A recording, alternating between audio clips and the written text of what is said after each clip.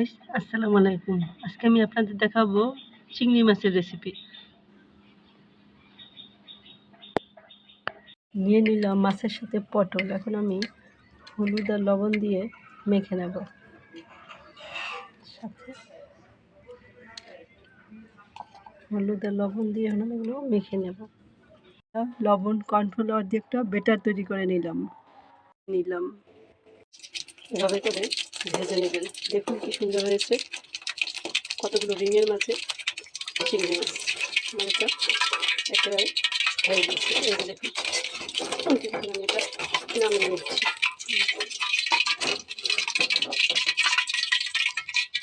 এই যে দেখুন কি সুন্দর হয়েছে। আপনারা এভাবে করে বানিয়ে বাচ্চাদের খাওয়াবেন। আমার জন্য দোয়া করবেন। আল্লাহ হাফেজ।